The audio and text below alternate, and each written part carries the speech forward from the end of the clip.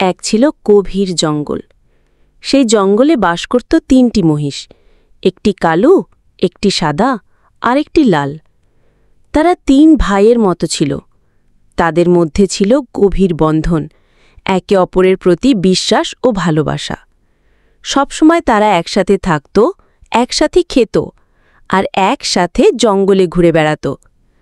তাদের এই ঐক্যের কারণেই জঙ্গলের কোনো সিংহ, চিতা কিংবা অন্য কোনো হিংস্র প্রাণী কখনো তাদের আক্রমণ করার সাহস করত না, কারণ ৩টি একসাথে থাকলে তাদের সাথে পেরে ওঠা কারো পক্ষেই সম্ভব ছিল না।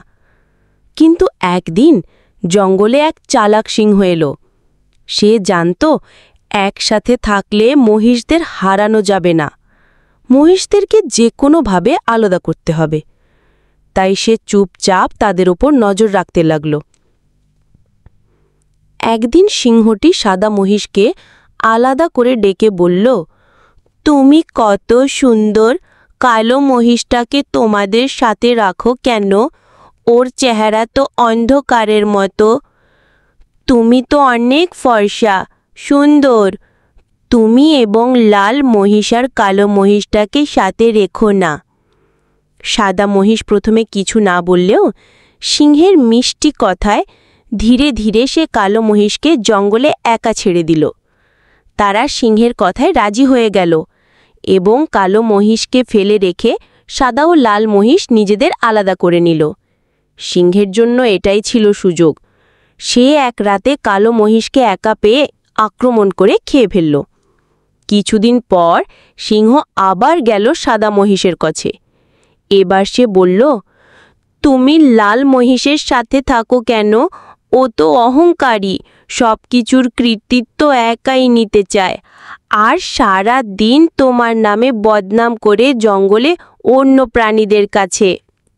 সিংহের কথা শুনে সাদা মহিষ আবার একই ভুল করল। ধীরে ধীরে লাল মহিষের থেকে আলাদা হয়ে গেল।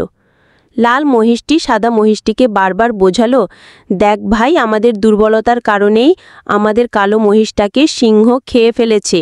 এই একই ভুল আবার করলে চালাক সিংহটি আমাদের ক্ষতি করবে। সাদা মহিষ কোনো কথা শুনল না, আর একদিন সিংহ লাল মহিষকে একা পেয়ে খেয়ে ফেলল। সিংহের এবার খাওয়ার পালা সাদা মহিষ। সিংহটি একদিন দেখতে পেল সাদা মহিষ একা জঙ্গলের মধ্যে ঘুরে বেড়াচ্ছে। তখন সিংহটি ভয়ঙ্কর রূপ সাদা মহিষটির সামনে গিয়ে দাঁড়ালো। সাদা মহিষটির আর বুঝতে বাকি রইল না যে আজই হতে চলেছে তার শেষ দিন, কারণ সে তখন বুঝতে পারল তার স্বজাতির সাথে বেইমানি করার এটাই ফল। এভাবেই সিংহটি একে একে 3টি মহিষকে খেয়ে ফেলল। 3টি মহিষের মধ্যে কেউই একতা ধরে রাখতে পারেনি। যখন তারা একসাথে ছিল তখন কেউ তাদের স্পর্শও করতে পারত না, কিন্তু যখন তারা আলাদা হলো তখন একে একে সবাই ধ্বংস হয়ে গেল। গল্পের শিক্ষা: ঐক্যই শক্তি।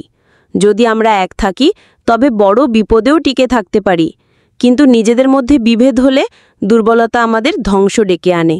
বন্ধুরা, গল্পটি ভালো লাগলে অবশ্যই লাইক, কমেন্ট, শেয়ার করবেন।